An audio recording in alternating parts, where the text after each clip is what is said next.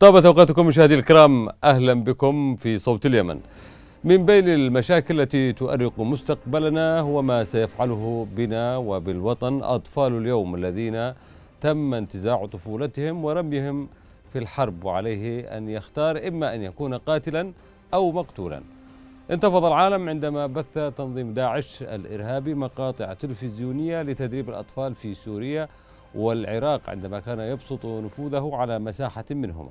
انتفض العالم وانزعج وبدأ يفكر في مستقبل غامض يواجه الجميع، لكن هذا العالم الذي اهتم وانزعج وأبدى غضبه ورتب أموره وجيوشه ومباحثاته وتدريباته العسكرية ومقاتليه لإنهاء الدواعش في العراق وسوريا هو نفسه الذي يتابع تدريبات للأطفال في اليمن على الحرب ومتابعتهم يقاتلون في الحرب نفسها ويحملون بأيديهم القنابل والرصاص. المقارنة صادمة بين تعامل العالم باهتمام مع ما حدث في سوريا والعراق وبين ما يتم في اليمن. مفارقة صادمة بين تعامل العالم مع جريمة داعش وجريمة الحوثيين. هي مفارقة أيضا تصيب بالخيبة من هذه العواصم التي لا ترى فيما يحصل لأطفال اليمن جريمة تستحق العقاب. الحوثي يقدم للمستقبل كارثة كبرى، يخلق أجيالا مرت بأسوأ ظروف يمكن لطفل أن يواجهها لتحمل الكراهية للجميع. التحالف اليمني لرصد حقوق الإنسان لديه تقرير يؤكد أن الحوثي قام بتجنيد أكثر من 18 ألف طفل تحت السن القانونية في صفوف هذه الميليشيا، كما تعرض نحو 6000 طفل قاصر للقتل جراء المعارك المحتدمة التي تم إقحام الأطفال فيها. وفقا لتقرير رسمي لمكتب حقوق الإنسان في الجوف، فقد ارتكبت الميليشيا الحوثية نحو 51,481 انتهاكا بحق الأطفال خلال الفترة ما بين 2015 و2019. لا يخجل الحوثيين من إبرازهم لصور القتلى من الأطفال في الحرب، بل يذهبون إلى ما هو أبعد من ذلك بنشر مقاطع لأطفال لم يتجاوزوا سن 10 من أعمارهم وهم يرددون صرخة الموت المملوءة بالكراهية وهم يحملون على أكتافهم البنادق. مشاهد مروعة طبعا لأطفال يتمترسون في جبهات الحرب. لا يخشى الحوثيين من جريمتهم وانتهاكاتهم بحق الأطفال، بل أنهم يواصلون أمام العالم هذا التجنيد والزج بالأطفال في أتون الحرب المستعرة. مؤسف أيضا أن نجد هذا الصمت من المنظمات الدولية ومن بينها الأمم المتحدة. هل يتخيل أحد أن يقوم الحوثي باستغلال الأطفال واستخدامهم في زراعة الألغام لكي يقضوا على مستقبل أطفال آخرين؟ فعلها الحوثي وجعل الأطفال يزرعون الألغام، ولكم أن تتخيلوا بدلا من أن يتم تعليمهم في وقت فراغهم على زراعة البساتين والثمار، يعلمهم الحوثي زراعة الألغام والموت. أي قسوة قلب هذه! ميليشيا الحوثي لا تكتفي باستغلال التعليم الأساسي والثانوي لنشر فكرها المتطرف الذي يعزز الطائفية، إنما تستغل العطل الصيفية لعمل مراكز تستغل أوقات الأطفال في التعبئة الطائفية وتكريس مفاهيم العنف وثقافة الكراهية، تدريب على السلاح، بالإضافة إلى استغلال الأطفال الأيتام حيث يلقى بهم في الحرب مباشرة. للتعليق على هذا الموضوع يسرني أن أستضيف في هذا اللقاء رئيس الاتحاد العام لأطفال اليمن مصطفى منصر. مرحبا بك مصطفى. أهلا وسهلا. نبدأ النقاش ولكن بعد فاصل قصير، كونوا معنا.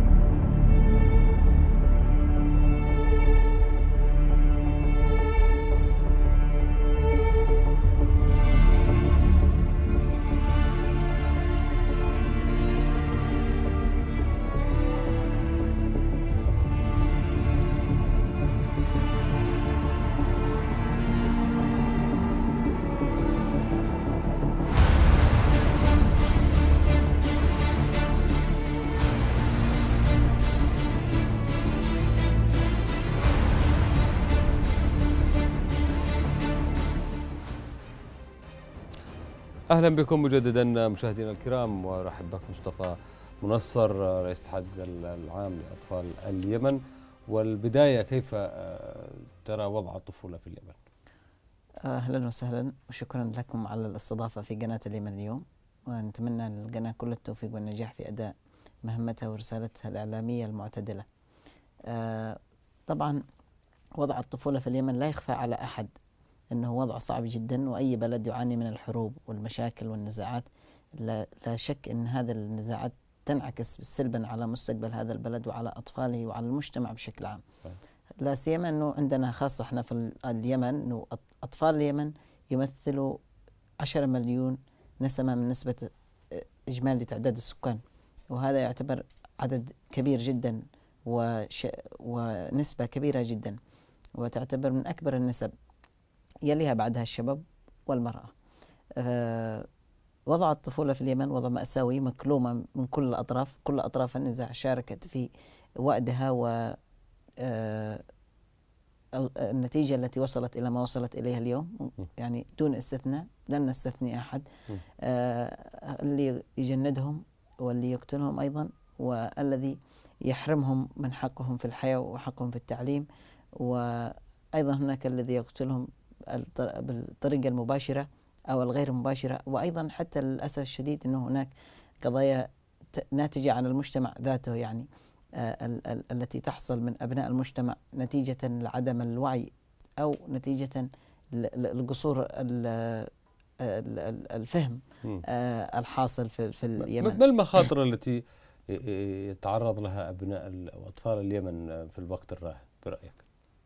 أول مخاطر طبعا هو المخاطر الآن هو أنه الأطفال في اليمن يعانوا من عدم الاستقرار، ووطن يعني بشكل عام يعاني من عدم الاستقرار. يصحوا على صوت الانفجارات والغارات، ويناموا على صوت الانفجارات والقنابات نعم. وبالتالي هذا أمر أول. الأمر الثاني، يذهبوا إلى المدارس فيجدوا أمامهم التحشيد إلى المعسكرات وخطاب مليء بالكراهية والعنصرية ولا يقبل بالآخر، ويشاهدوا في حياتهم اليومية في الحارات، في الشوارع، في المدارس، في الأسواق العامة صور السلاح منتشرة. بلد يعاني من النفير العام 24 ساعة، يعني حالة من الفوضى وعدم استقرار الوضع، عدم وجود مؤسسات دولة تعمل لحمايتهم، عدم وجود هيئات متخصصة لتقديم الدعم النفسي، عدم وجود جهات يتعاملون معها. يذهبوا للمستشفى يجدوا نفس الكلام، لا يجدوا طبعا أمامهم القطاع الصحي بالشكل الجيد. الحرب تجد أنها هي المستفيد الوحيد، هي البارز. تذهب للمستشفى تجد جرح الأطراف يتعالجوا فيها، احرموا الأطفال المقاعد. يعني أنا في أحد المرات حاولت أيضا إلى نعم أماكن لإيواء النازحين أيضا. المدارس برضو تحولت لمناطق إيواء النازحين. المراكز الصحية نفس الكلام. أنا أتحدث عن المستشفيات لأنه أتذكر أنه في أحد المرات زرنا مستشفى الثورة في العاصمة اليمنية صنعاء، فوجدنا أنه غرف الأطفال تم سحبها إلى غرف للجرحى الحوثيين في المستشفى يعني. فبرضو في محافظة مأرب أنا زرتها في 2018 تقريبا أو 2019، يعني بداية 2019. وجدت في المستشفى ضعف شديد يعني لا يوجد خدمات تقدم، لا يوجد رعاية للأطفال أو وجود يعني أقسام مخصصة وعندها الرعاية الكاملة. تخرج إلى الشارع تشاهد المجندين والمقاتلين، ترجع نفس الكلام في كل المحافظات والعواصم. برضو عندك في المحافظات الأخرى الاغتيالات اليومية والتصفيات والانفجارات الأرضية. هذه كلها مشاهد تنعكس سلبا على أطفال اليمن. هناك أيضا جانب نفسي في الموضوع. نعم، يعني وهو الأهم. الجانب النفسي الآن، أنه الآن المنظمات الدولية في اليمن كلها تعمل على تقديم الرعاية النفسية وتقديم الدعم النفسي، وهذا يأخذ مبالغ ونفقات عالية جدا من المجتمع الدولي والمانحين ومع ذلك لا يصل إلى الأطفال اليمنيين كافة، يعني في كل المحافظات وفي كل المدن وفي كل القرى. المنظمات الدولية تصل إلى مناطق محددة ومناطق معينة، ولا يزال هناك في قصور في أدائها، ولا يزال برضو هناك في سوء استخدام وسوء صرف وسوء عدم وجود برامج واضحة وآليات واضحة لدعم هذه المشاريع وهذه الأنشطة في اليمن. طيب، طبعا في انتهاك صارخ للقوانين الدولية الخاصة بحقوق الطفل، يعني جندت الميليشيا الحوثية أكثر من 23 ألف طفل بصورة مخالفة يعني لكل الأعراف. نتحدث عن قوانين، لأن القوانين لا تقبل، لكن حتى الأعراف يعني أخذوا الأطفال من مدارسهم من بيوتهم، البعض ذهب لأسباب مختلفة. يعني هذه وثقتها منظمات دولية. كيف ترى الوضع من هذه الناحية من زاوية تجنيد الأطفال؟ طبعا هو لا شك أنه كل الجماعات الدينية والجماعات المؤدلجة فكريا هي تؤمن، وتحدثنا في هذا الموضوع كثيرا مع أكثر من قناة ووسيلة إعلامية، ومنها اليمن اليوم، يعني على قنوات على مستوى العالم وصحف برضو وندوات حوارية عقدناها في أكثر من مكان. تحدثنا عن هذا النقطة، أنه المشكلة ليست فقط في اليمن. عندنا في اليمن مثلا جماعة الحوثي والجماعة الأخرى مثل الأخوان وغيرها من هذه الجماعات المؤدلجة أو المتطرفة، هي تؤمن أنه الطفل هذا هي بيئة خصبة لها تستطيع من خلاله أن تشكله بالطريقة يعني عجينة التي قابلة للتشكيل. نعم. بالطريقة تشكله بالطريقة التي تريد هي. فالحوثيين منذ نشوءهم أو منذ ظهورهم على الساحة اليمنية في أعتقد في عام 2000 وما قبلها، أو 2001 و2002 و2003 إلى 2006، هم مصنفين على المستوى الدولي أنهم أكبر جماعة تعمل على تجنيد الأطفال واستقطاب الأطفال. هذا من ناحية يعني. صحيح. وحتى هم يعني لا يخفوا هذا الأمر، يعني هم يفتخروا بهذا الشيء ويظهروا في وسائل إعلامهم وعندهم برامج يحاولوا يقدموها على أنها نوع من البطولة، في حين أنه الحقيقة أنه استغلال لأطفال نعم. لا يفقهون ما الذي يقومون به. أيضا هناك المراهقين، فئات المراهقين، يعني عندما تعطيه سلاحا يعتقد أنه سيسيطر على الكون، يعني من هذه الزاوية ربما الكثير يقع في شباك الغواء الحوثي. نعم. طبعا في هذا الموضوع نحن في 2014 و2013 قبل 2014 والاتحاد كان موجود قبل 2014. احنا كنا أجرينا دراسات مع مجموعة من الدكاترة الكبار اليمنيين والمختصين في هذا الأمر. الطفل بطبيعة الحال عندما تعطي أنت سلاح هو يشعر نفسه أنه هو يعني شخص قائد وشخص كبير، يعني فبالتالي يعني أنت تدفع به إلى مهلكة أو إلى معركة ليست معركته معركة خاسرة يعني. ولا شك أنه الأطفال هم أكثر نسبة ضحايا لهذا المعركة، وأكثر الناس تأثرا، وأكثر الناس يعني قتلى، وذلك بسبب الحماس، لأنهم يتقدموا الصفوف الأمامية بالطريقة اللاواعية أو وحتى بدون تدريب. نعم، حتى بدون تدريب. الكثير منهم بدون تدريب فقط. والآن الحوثيين برضو يعني على مستوى اليمن الحوثيين يعملوا على تدريبهم وتأهيلهم عسكريا. وهذه كارثة أخرى أيضا يعني. وهذا بحد ذاته، وأنا كما سلفت في بداية الحديث أنه الحوثيين لا يخفوا هذا الشيء، هم يفتخروا أنهم يعملوا على تدريب الأطفال بهذه الطريقة، وهم يعتقدون أن نحن في عصر جهاد. فيفكروا يعني بعقلية رجعية متخلفة. وهكذا هي كل الجماعات الدينية. على سبيل المثال نحن لو تطرقنا إلى العراق، يعني وكما تحدثت في بداية الحديث أو تقريرك أنه في العراق وفي سوريا كم جند داعش من الأطفال والشباب والنساء والأطفال والشباب في معاركه، ويستخدمونهم والعديد من الأغراض. هم من يستخدمونهم مثلا، لأنه صعب أنك تقنع شخص عاقل بفكرة إرهابية أو متطرفة. لكن الآن تروح تقاتل أو تفتح أبواب للصراعات، في حين أنت قادر أن تحل كل مشاكلك وكل ملفاتك بالحوار بطرق سلمية وبالحوار، وتصل إلى التفاهم مع العالم كله وتحفظ لنفسك كينونتها وسيادتك أيضا، تحافظ على سيادتك. يعني الآن البلد ظلت مصانة السيادة حتى جاءت هذه الميليشيا الحوثية وجلبت العالم كله فوق رأس اليمنيين. صحيح. طبعا هو لا شك أنه الآن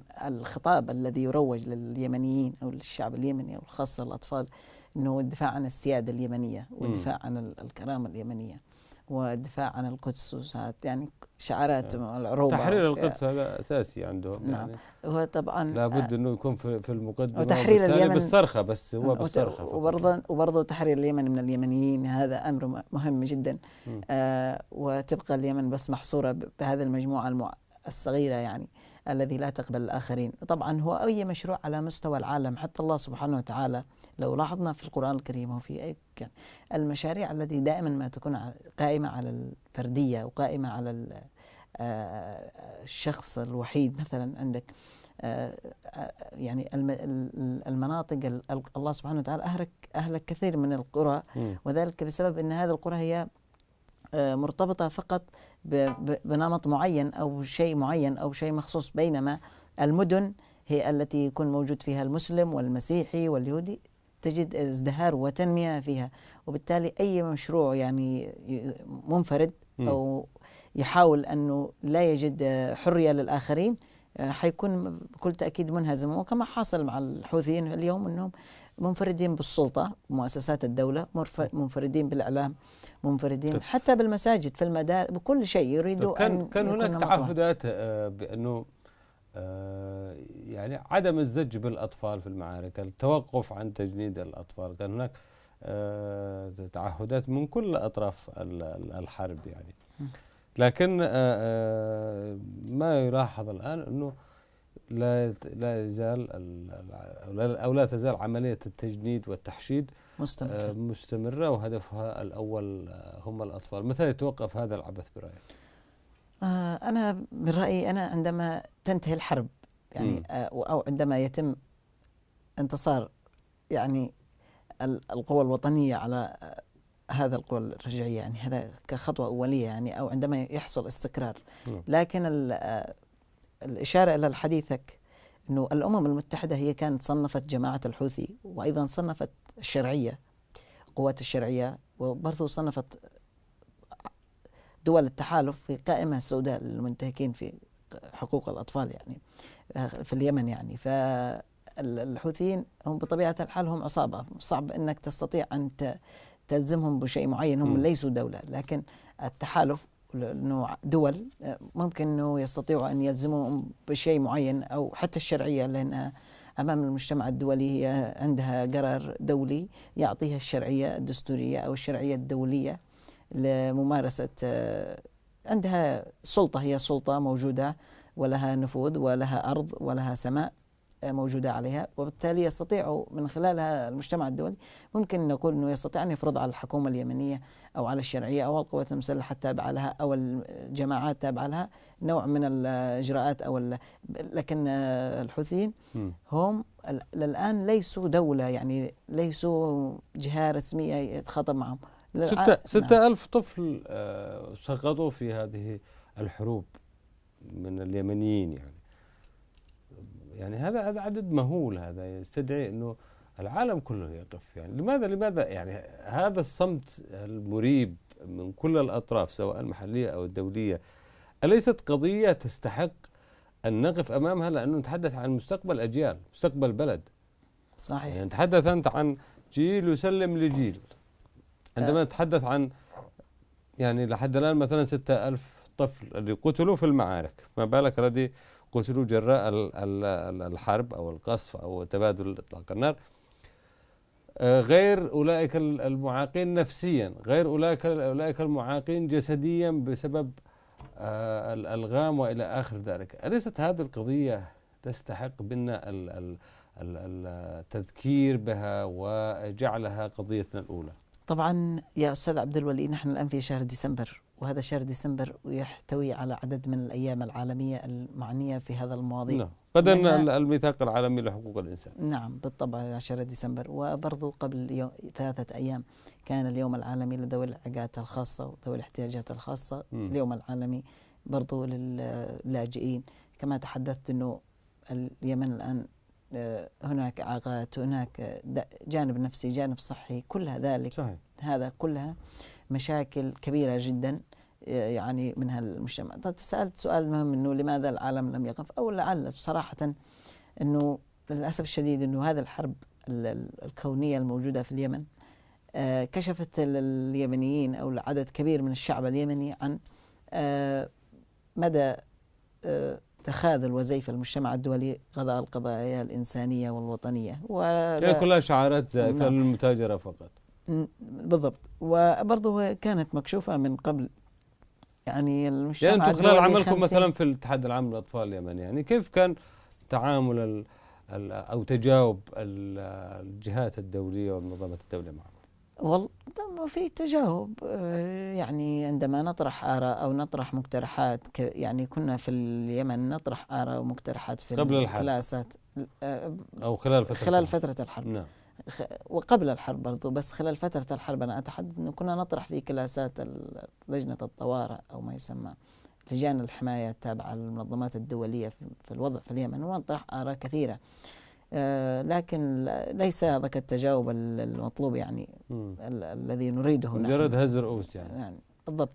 لكن على مستوى الصعيد الشخصي أنا، وحتى تواصلنا في الفترة هذه الأخيرة حتى مع مسؤولين مسؤولين كثير جدا، وزرنا مناطق وزرنا مراكز تأهيل الأطفال في مارب، وزرنا مراكز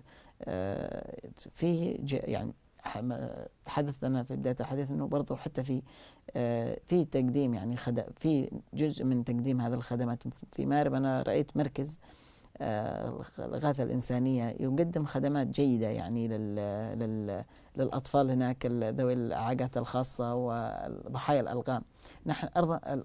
نحن أيضا أمام مشكلة اللي هي الألقام في اليمن الآن. هذه أيضا كارثة من الكوارث التي ستهدد يعني الشعب اليمني للمستقبل. يعني تخيل أن تكون في مدينة أو محافظة معينة وأنت مار في الشارع أو في الطريق، وإذا بلغم أو حفرة يعني تنفجر في وجهك أو تنفجر في جسدك. يعني الحرب هذه أكلت الأخضر واليابس. وكما قلت لك أنه اليمنيين وكان عندهم اقتناع أنه المنظمات الدولية متخاذلة، ما يعني 50 سنة أو 50 عام ما قدموا لفلسطين. طيب هل يمكن أن يكون الفقر مثلا سبب في إرسال بعض الأسر لأطفالها إلى المعارك؟ هو قد يكون هذا سبب أساسي بشكل يعني شكل أو بآخر. انقطاع الرواتب أدى انقطاع المرتبات. نعم. عدم التزام الحوثيين أو التزام الحكومة الرسمية في دعم تقديم المرتبات. وخاصة عندك الآن اللي هو قطاع العملية التعليمية في اليمن. احنا قطاع العملية التعليمية في اليمن شبه مشلول برضو. أنه الآن رغم أنه أي مدرس أو أي نقابة أو أي مؤسسة تحاول تطالب بالمرتبات، يتهمونهم بالخيانة والعمالة والارتزاق ومن هذه المسميات اللي تعرفها ويعرفها ونعرفها جميعا. في المناطق حتى اللي تقع تحت سيطرة الحكومة الرسمية لا تصرف المرتبات ولا تصرف الموازنات الخاصة في هذا الأمر. وبالتالي يعني الآن المدرسين في اليمن برضو يقوموا مشكورين بجهد كبير جدا أنهم يتحملوا مسؤوليتهم الوطنية والإنسانية، ويقوموا بواجبهم تجاه تدريس وتحفيز وتعليم الأطفال والشباب. وهذا مهمة كبيرة جدا يستحقوا عليها الشكر والتقدير. الأطفال الذين حملوا السلاح وتدربوا ليس على حب الوطن. نتمنى احنا طبعا صحيح. كل الجميع يجب أن يكون عنده حب الوطن والقتال والدفاع عن البلد حتى لو لم يكن مدرب. يعني في الآخر هذه بلدك يعني. لكن موضوع أنه يفصلك حتى على في إطار مجتمعك عن أسرتك، يعني أنه هذا الجيرانك ولا كفار. نعم. منافقين، عملاء، خونة، مش عارف إيش كذا، فيصبح مشروع قاتل. يعني تصورك لكيفية التعامل مع هؤلاء مستقبلا. يعني أنت بتتكلم على جيل من القتلة. أنت ذي نقطة مهمة جدا. بس الإضافة أنه نحن سمعنا، عشان احنا نتحدث بحياد وبإنصاف، أنه سمعنا أنه التحالف يعني قدموا دعم العملية التعليمية تقريبا 50 مليون أو 100 مليون دولار للمنظمات الدولية، أو 70 مليون بالصحيح.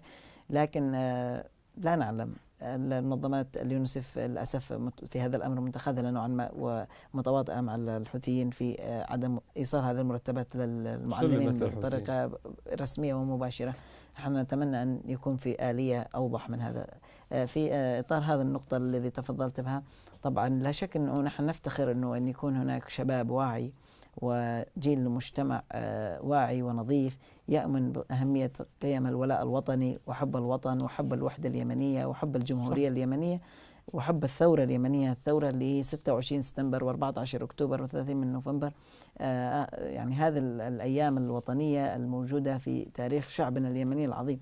لكن ما يحصل اليوم أنه هناك تغذية أو تعبئة لأفكار رجعية ومتطرفة ضد هذا الثوابت الوطنية. صحيح. والثوابت حتى بيعتبروا أنه ثورة 26 سبتمبر كانت خطأ والآن يجب تصحيحها يعني وإعادة الإمامة. هذا ما يجري ده. ولذلك احنا قلنا هذا مشروع رجعي، وتحدثنا حتى في اليمن عن هذا الموضوع، وكنا نجيب ندوات ونستضيف ضيوف وشخصيات من كل الأطراف.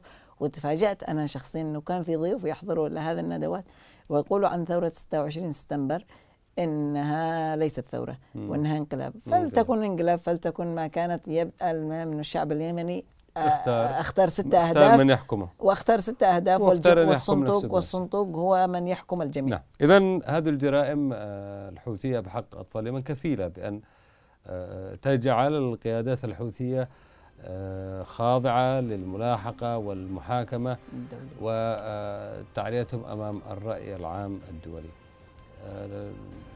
تابع هذا التقرير ومن ثم نعود للنقاش. تفجير المستقبل هدف من أهداف الميليشيات الحوثية السعي لتجنيد الأطفال الذين وجدوا أنفسهم بين ليلة وضحاها أمام ميليشيات لا تعرف الرحمة، ميليشيات تمارس الاستغلال وتفعل على الجميع بما فيهم الأطفال. أكثر من 20,000 طفل تحت السن القانونية تم الزج بهم وقودا لحرب عبثية، حملوا البندقية وتركوا الأقلام وانتقلوا من صفوف المدارس إلى المتارس.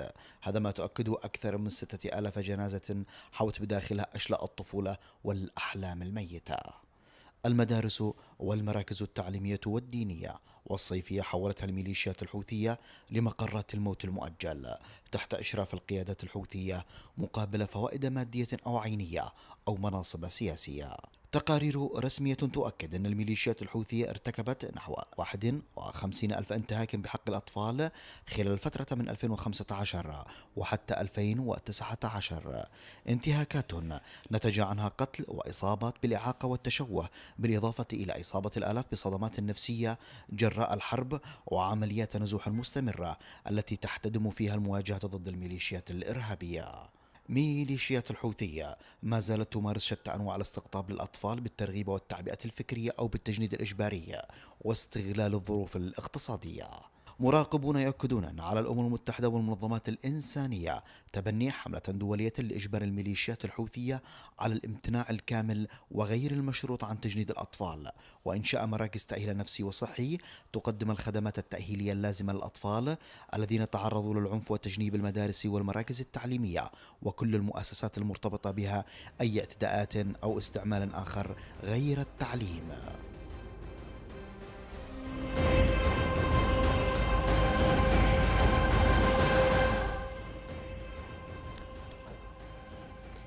أهلا بكم مجددا مشاهدينا الكرام في هذه الحلقة الخاصة بحقوق الأطفال وعملية تجنيد الأطفال. سرني أن أرحب بضيفي عبر الهاتف بوكيل وزارة العدل الأستاذ فيصل المجيدي. مساء الخير أستاذ فيصل. مساء الفل عبد الولي والمشاهدين الكرام. أهلا وسهلا بك. وبداية ما حقيقة الأرقام التي نسمعها عن انتهاكات تقع بحق الأطفال في اليمن؟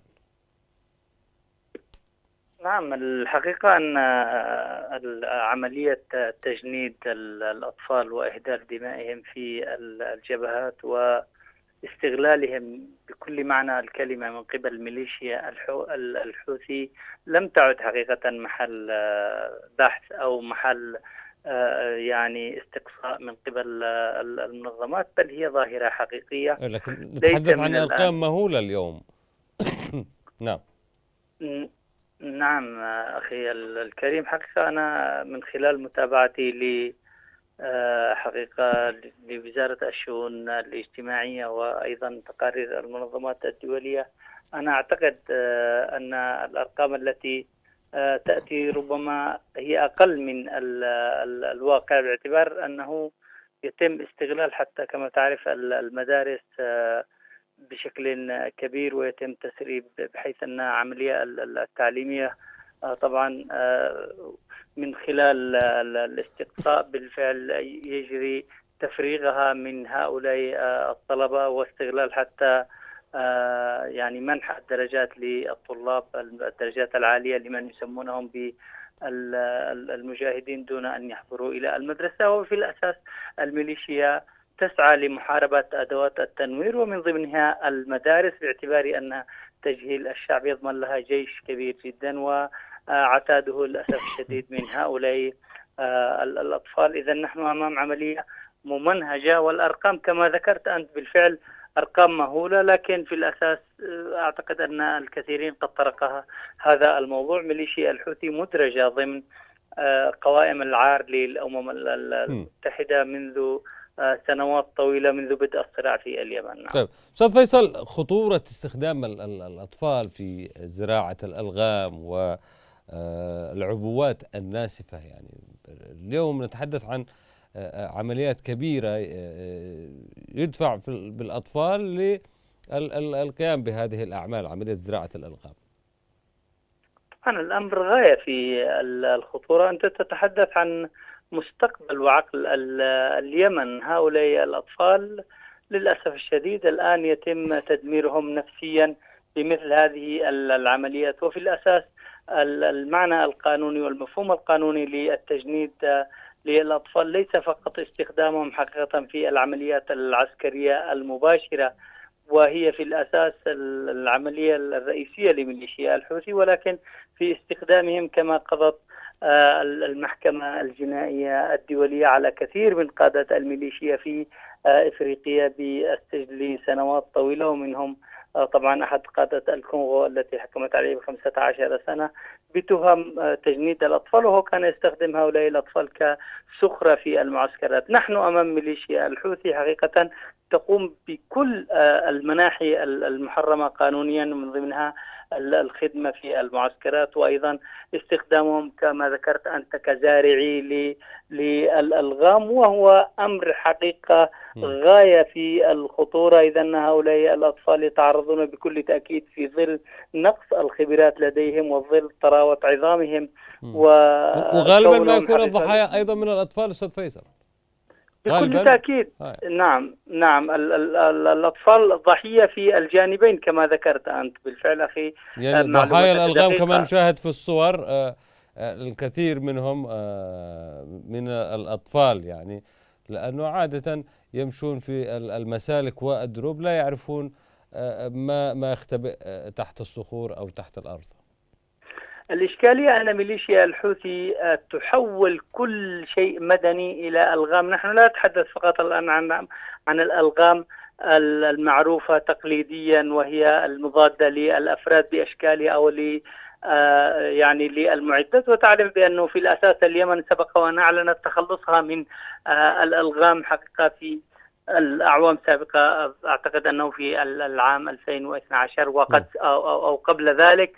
لكن ميليشيا الحوثي معنى ذلك أنها استخدمت هذه الألغام من خارج اليمن، أو أنها حولت كثير من المواد، حتى أنها استخدمت أشكال مثل النخل، وأيضا استخدمت أدوات كما تعرف يعني ما يتعلق بالغاز، يعني أدوات الغاز استخدمت كل حتى على شكل الصخور. وبالتالي هذا استخدام يعني عشوائي للألغام، وكما ذكرت أن الأطفال والنساء وحتى الحيوانات تأتي ويعني تتأثر بهذه الألغام بشكل كبير. والضحايا هنا من الأطفال، سواء الأطفال الذين تدفعهم ميليشيا الحوثي للقيام بهذه الأعمال أو الأطفال المدنيين. هؤلاء حقيقة ضحايا لميليشيا الحوثي. نحن أمام كارثة حقيقية. الخطورة الكبرى أن ميليشيا الحوثي لا تعد خرائط كما هو متعارف عليه لدى الجيوش بهذه الألغام، ومن ثم نحن أمام يعني كوارث معقدة وأمور حقيقة ممنهجة من قبل ميليشيا الحوثي لتدمير كل ما هو جميل. أستاذ فيصل، كان هناك الكثير من الدعوات من قبل المنظمات الدولية والمنظمات الحقوقية لطرفي الحرب بعدم الزج بالأطفال في أتون هذه المعارك. يعني لأي حد كان هناك التزام من الطرفين في هذه المسألة برأيك؟ هذا سؤال غاية في الأهمية. الحقيقة أن الإشكالية دعني في نقطة زراعة الألغام. الحقيقة أن الحديث عن أي أطراف أخرى غير ميليشيا الحوثي ليست واقعية، باعتبار أن جميع الإدانات في الأساس موجهة لميليشيا الحوثي وهي التي تقوم بزراعة الألغام. والإشكالية الكبرى أن الأمم المتحدة للأسف الشديد قامت بدعم ميليشيا الحوثي لإزالة الألغام التي هي في الأساس زرعتها، وبالتالي كأن الأمم المتحدة تعطي مشروعية لميليشيا الحوثي لزراعة المزيد من الألغام بهذا الدعم. الأمر الآخر فيما يتعلق حقيقة بتجنيد الأطفال، بكل تأكيد حقيقة دائما ما تمارس الجماعات الإرهابية هذا الأمر، تحديدا الجماعات المتشددة مثل ميليشيا الحوثي وداعش والقاعدة. ربما تكون هناك بعض الاستثناءات لبعض يعني الجهات، لكن المثال الصارخ لذلك هي ميليشيا الحوثي. وبالتالي أنا أعتقد أنه يفترض التركيز بشكل أكبر على ميليشيا الحوثي، باعتبار أن قوام جيشها هناك البعض يتحدث عن ثلث جيش ميليشيا الحوثي أنهم من الأطفال. وبالتالي يفترض أن نحن مع كل دعوة طبعا لأن لا يتم الزج بالأطفال، لكن يجب التركيز على الممارس الرئيسي لهذا الفعل. دعني أسألك سؤال يتعلق بمنصبك كوكيل لوزارة العدل. يعني هذه الجرائم ألا تضع المتسببين فيها وأولئك الذين دفعوا بالأطفال إلى أتون هذه المحارق تحت طائلة القانون؟ وما الذي قمتم به كحكومة في هذا الاتجاه؟ هذا سؤال هام للغاية. طبعا بكل تأكيد القانون الدولي العام والقانون حتى المحلي واضح في نصوصه بأن مثل تجنيد الأطفال واستخدامهم في الأعمال الحربية هي جرائم حرب وجرائم ضد الإنسانية لا تسقط بالتقادم بأي حال من الأحوال. وبالتالي تقع المسؤولية على قيادة طبعا مرتكبي هذا الفعل، سواء من القيادات السياسية أو القيادات العسكرية، على اعتبار أنهم مشبهون في هذه المرحلة بالعصابات، لأنهم إما آمرين بهذا الفعل أو محرضين أو أنهم لم يقوموا بمنع هذا الفعل.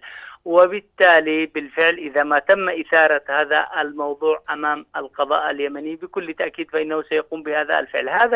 هذه الأفعال أو هذه الجرائم يجب حقيقة على النيابة العامة، وهي إحدى سلطات القضاء لكنها سلطة مستقلة، أن تقوم بتحريك الدعوى الجزائية ضد المنتهكين لهذه الأفعال. وأعتقد أنه بالفعل هناك توجه لجمع الأدلة، لأنك تعلم بأن القضاء يفترض أن تقدم أمامهم الأدلة، مع أنها حقيقة من خلال استقراء الواقع ومن خلال حتى الصور التي تبثها الميليشيا في قنواتها، ومن خلال حقيقة حتى كل الأمور هذه. أعتقد نعم. وبالتالي أنا أعتقد أن هذه الإجراءات القانونية يجب أن تأتي من الجهات الأمنية والنيابة العامة، ومن ثم تقدم للقضاء ليقوم بواجبه بالفعل بإنزال العقوبات بهذه. نتمنى من الجميع أن يكون عند مستوى المسؤولية تجاه مستقبل اليمن وأطفال اليمن، لأنه هم الأطفال هم مستقبل اليمن. أشكرك جزيل الشكر الأستاذ فيصل مجيدي وكيل وزارة العدل، كنت معي عبر الهاتف. أعود لك مصطفى.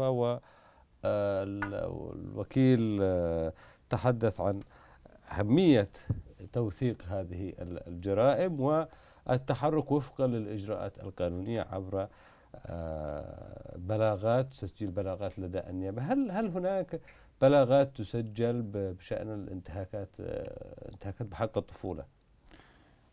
كلام جميل، ولكن السؤال الذي يسأل نفسه، هل هناك نيابات موجودة مثلا في المناطق الشرعية علشان المواطن ينزل يسجل هذه البلاغات؟ هل هناك قضاء مفتوح؟ بداية التوثيق بيتم بشكل منتظم؟ مثلا أنا سأتحدث يا أستاذ عبد الولي، احنا لما نتحدث عن آلية التوثيق، هذا آلية التوثيق تحتاج إلى إمكانيات هائلة لا يستطيع أن يقوم بها شخص أو جهة معينة. هي تحتوي على مخاطر، لكن نعم. التوثيق ليس بتلك الصعوبة. الآن تستطيع أن توثق حتى بالتليفون، لكن في توثيق، في شهادات الضحايا، في توثيق، وتحدثنا عن هذا الجانب. في توثيقات موجودة سواء معنا أو مع غيرنا من الجهات، كلها لكن تستخدم للاستهلاك الإعلامي، لا شيء يصل إلى القضاء. ما فيش قضاء أساسا حتى يوصلوا له. يعني أنا هذا من وجهة نظري، أنا أتحدث بصراحة. يعني وزارة العدل فين؟ المحاكم مش موجودة. هو في هناك تراتبية. تبدأ المسألة أولا المجني عليه، الضحايا يسجلون بلاغات ويوثقون الجريمة، تصل إلى الجهات المعنية، أقسام الشرطة، النيابات. هل مثلا وزارة العدل اليمنية أو وزارة حتى نفترض حقوق الإنسان، يعني هذا تستطيع أن تقول أنه هذا ستسقط بالتقادم أو تسقط لا نحن لن نقول أنها سجل ضد مجهول. لا لن نقول أنها ستسقط بالتقادم. لأنه في مثل يقول أنه ماذا حق وراهم طالب. بالتالي أكيد أن هذا الجهات وهؤلاء الناس وهؤلاء المواطنين اللي معهم ضحايا وتعرضوا للانتهاكات حيقدموا بلاغات وحيرفعوا عندما يكون في دولة، ولا شك أنه سيتم محاسبة مرتكبين هذه الجرائم. لكن وملاحقتهم حتى لو خرجوا خارج الوطن، حتى لو غادروا، حتى بإمكان الدولة أن تعودهم. أنا سأتحدث بس عن وزارة العدل مثلا. هل وزارة العدل قدمت إعلان عام نشرته في مواقع الدولة الرسمية أو في الصحيفة الرسمية أو في وكالة اليمنية الرسمية للمواطنين للذهاب لتقديم هذه البلاغات؟ أو مثلا وزارة حقوق الإنسان، أنا التقيت مع الوزير ومع مسؤولين في الوزارة ومع شخصيات كثيرة في الوزارة والقائمين عليها بشكل عام. نستطيع أن أقول أن أنا التقيت بطاقم الوزارة بالكامل سواء في الداخل اليمن أو خارج اليمن، وأنا أتحدث عن الوزارة حقوق الإنسان تابعة للشرعية. الوزارة تحتاج، يعني لا يوجد لديها الإمكانات الكبيرة التي تمكنها من رصد كل هذه الانتهاكات. برضو هناك منظمات دولية تدعم منظمات محلية لعملية الرصد.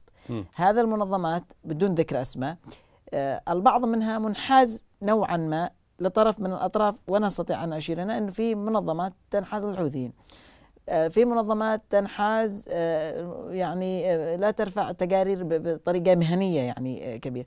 برضو أنا شخصيا أقول أنه الحوثيين يرتكبوا جرائم بحق الطفولة، والتحالف أيضا ارتكب جرائم كبيرة بحق الطفولة، وهذا يعني كما تحدث الضيف أنه موجودين في قائمة العار، سواء التحالف أو الحوثيين أو حتى الحكومة الشرعية وتنظيم القاعدة. فكل الأطراف ساهمت بأي شكل من الأحوال، لكن هناك أطراف تحاول الحد من هذه المشكلة أو الحد من ظاهرة الانتهاكات عن طريق تقديم دعم نفسي، عن طريق تقديم خدمات إنسانية، عن طريق تقديم تأهيل الأطفال المعاقين، عن طريق تقديم خدمات الأطفال ضحايا الألغام، ضحايا التجنيد. تحاول أن تعوض ما ارتكبته أو ما انتهكته في هذا الجانب أن تضع. وأنا أشير في هذا الدور مثلا للتحالف أنه له دور، يعني في الوقت اللي له دور سلبي ضد الأطفال برضه في له دور إيجابي في جزء من. لكن أنا مثلا لو نتحدث بمنطق وأمانة أنه الحوثيين ليس لهم أي دور إيجابي في هذا المسألة بين قوسين، أنه كل عملهم انتهاكات.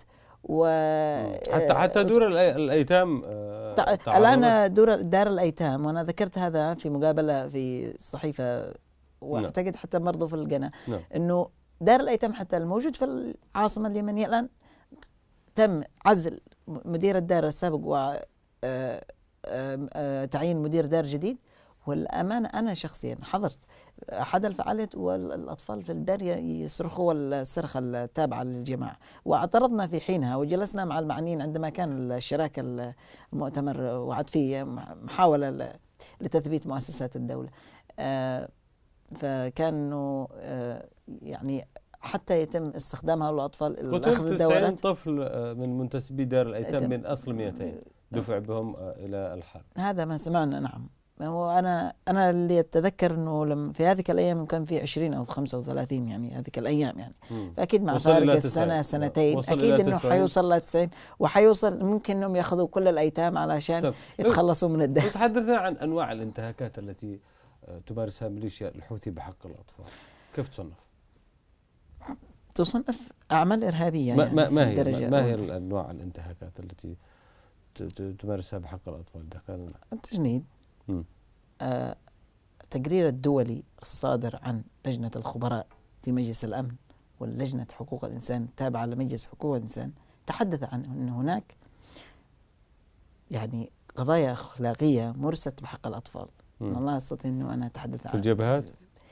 هو التقرير يتحدث أنه رصدها لم يشير، هو أشار للجبهات صحيح، لكن هو أشار برضو في المدن يعني في المحافظات، وأشار لمحافظتين أعتقد، أشار لمحافظة لأمانة العاصمة، وأشار لمحافظة أخرى في السجون معتقلين من الأطفال، وأشار أيضا التقرير الانتهاكات بحق النساء. يعني هذا تقرير، أنا أتحدث عن تقرير صدر من منظمة دولية من لجنة فريق الخبراء، والتقرير ذاته أشار لانتهاكات التحالف، وأشار انتهاكات الأطراف الأخرى سواء كانت هذه الأطراف في عدن أو في مأرب، وأشار لها بإشارة واضحة. وأشار أيضا لمحافظة تعز عشان نكون منصفين، أشار أنه في أيضا منظمة العفو الدولي أيضا تحدثت عن انتهاكات في تعز وعن انتهاكات في صنعاء بحق الأطفال، وإحنا على تواصل مع المنظمة.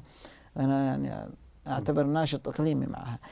تعز آخر محافظة ربما تشهد حالة من الانتهاكات المتصاعدة بحق الطفولة. نعم صحيح، وهذا موجود ومثبت سواء في المنظمات الدولية أو المنظمات التقارير الدولية هذه اللي صدرت الآن قبل شهر أو شهر ونص يعني أو شهرين بالأصح، مع انعقاد الدورة تقد 42 لمجلس حقوق الإنسان، وانتهاكات صارخة يعني ممارسة اغتصابات ومن هذا القبيل يعني. أما إذا جينا نعدد انتهاكات جماعة الحوثي، انتهاكات جسيمة، انتهاكات بحد ذاته أنه الآن كل قوانين الطفولة الفضلة اللي هي وقعت عليها الجمهورية اليمنية في أوائل الدول الموقعة على هذا الاتفاق أو الإعلان لحقوق الأطفال أو حقوق الطفل، كلها منتهكة في اليمن جميعها. لا موجود حق الحرية والتعبير، ولا موجود حق المشاركة، ولا موجود حق السؤال، ولا موجود حق اللعب، الملاعب جزء منها حق في التعليم أيضا، الحق في التعليم، الحق في الحق في الحياة نفسه يعني، الحق في الخطاب التعايش منعدم. الآن الحديث عن السلام أو تبحث الإنسان لما يدعو للسلام أو يبحث عن السلام أو يدعو يشير إلى هذا النقاط أو يدعو للتعايش، أو مثلا تستطيع لازم يكون حي أولا تستطيع أن تقول مثلا أيضا أنه إذا دعيت مثلا أنه نحن ضد كل الأحزاب وإحنا ضد كل الجماعات، مش هذا خطاب عند الحوثيين غير مقبول. يعني هم عايزينك تكون أو تقول معنا أو ضد. يعني إذا أنت تقول أنا ضد، الآن في يمنيين وفي شباب وفي أطفال يسموا ما يحصل في اليمن فتنة، هم يقول لك لا تقول هذا المسمى، لازم أن تسمي مسميات هم يريدوا أن يطلقوها هم على ما مصنفة موجودة عندهم. في هذا النقطة أنه لغة حتى الحديث عن السلام وأهمية السلام والتعايش، الحديث عن حب الوطن. أنا لما الآن أجي أتحدث عن اليمن وعن تاريخ اليمن وعن عراقة اليمن وعن أهمية السياحة في اليمن وعن أهمية مثلا الحضارة اليمنية، هم برضو تجدهم معترضين في هذا الأجزاء، يريدك فقط أن تتحدث عن اليمن من منظور الحرب لا من منظور السلام. واليمن لم تكن يوم من الأيام دولة مؤذية. هل على الأطفال أنه يدفعوا ثمن الحماقات كل الأطراف يعني؟ نعم. يعني ما ذنب الأطفال اليمن في أنهم يدخلوا في هذا الباب؟ والجميع يعرف أنه في الأخير هناك مصالح وهناك منتفعين من الحرب ومن إطالة أمد الحرب، وهناك متاجرة بالأرواح. يعني ما ذنب الأطفال في كل ما يجري؟ طبعا لا ذنب لهم، سواء أنهم الفئة الأضعف وكل القوى يعني استطاعت أن تستقوي عليهم، كما هو حال اليمن يعني بشكل عام. اليمن الآن هي حلقة ضعف بين أوراق إقليمية رائجة أو دولية نستطيع أن نقول ضاعوا الوطن بسبب ناس. كيف يمكن مساعدة الأطفال في الخروج من أزماتهم النفسية وما يتعرضون له حاليا؟ نحن بحاجة للسلام أولا، نحن بحاجة للاستقرار، بحاجة للأمان، بحاجة للنظام الجمهورية اليمنية أولا، بحاجة لمؤسسات الدولة، بحاجة لكل هذا. يعني الحل لا يمكن أن يأتي منفردا، لازم الحل شامل. أكيد يكون شامل، وما دونها هي حلول مؤقتة. يعني مثل الآن أنا اليوم بفعل مركز لزراعة مثلا الأطراف الذي انفجروا ضحايا الألغام، والألغام لا زالت مثلا مستمرة في محافظة أو مدينة ثانية. أنا أعالج 10 في تعز لوحدها 700 حالة بتر لأنه أعضاء 700 في تعز وفي مارب وفي الحديدة وفي التحيتة وفي هذه المحافظات. الحوثيين يزرعوا الألغام بشكل مو أنا أتفق مع الضيف أنه قال أنه غالبين هم اللي يزرعوا الألغام. المصيبة الأكبر أنه لا توجد خرائط للألغام، يعني حتى عندما تحصل اتفاق محاولة تفكيك الألغام هذه تصبح في حد ذاتها مشكلة. نحن محتاجين الآن حتى الأمم المتحدة هي ليش تدعم الحوثيين عشان ينزعوا الألغام؟ لأنهم الوحيدين هم اللي عارفين فين زرعوا، وممكن أحيانا يزرعوا في أماكن مش عارفينها، وأحيانا يعني يقتلوا هم بالألغام نفسها. يعني ممكن حدثت في مرات أنهم حوصلوا فجاءوا ويهربوا فانفجرت أنا سمعت عن هذا، حصلت في الحديدة في بعض المحافظات، سمعت عنها وتابعتها عن كثب. فعلا هذه مشكلة، أنه يعني يزرع الموت حتى لنفسه. اللغم هو قنبلة موقوتة، أما الصاروخ أو مثلا الغارة الجوية مثلا بتفعل جريمة وقتية والناس عرفوا أنه في هذا المكان حصل كذا، لكن الألغام برضو مشكلة جسيمة وكبيرة. يعني إذن حصلنا إلى ختام حلقة اليوم، انتهى وقت البرنامج. لا يمكن التعويل على المنظمات الدولية والحقوقية في الضغط على الحوثيين لوقف الانتهاكات بحق الطفولة. هذه خلاصة حديثنا اليوم مع ضيفي الكريم مصطفى منصر، رئيس الاتحاد العام لأطفال اليمن. مصطفى ناوي يسيب الاتحاد قريبا؟ ناوي أسوي فعلا. هذا طبعا تجسيد القيمة الديمقراطية والتداول السلمي للسلطة الذي علمنا الرئيس. فعلا صحيح. أنا إن شاء الله على مشارف العام، بداية العام، يكون في قيادة جديدة وأشخاص جدد بإذن الله. شكرا جزيلا لك مصطفى منصر على هذا الحضور البهي وكل الإيضاحات التي قدمتها، ونشكرك أيضا على دورك في يعني أنت تنادي بقضايا الطفولة وبحقوق الطفل، يعني رغم صغر سنك، لكن تحملت مسؤولية كبيرة. أعتقد أنك كنت نتنقل من دولة إلى دولة في مستوى هذه المسؤولية. شكرا جزيلا لك. الشكر موصول لكم أيضا مشاهدينا الكرام على حسن الإصغاء والمتابعة. ألقاكم في حلقة قادمة، إلى اللقاء.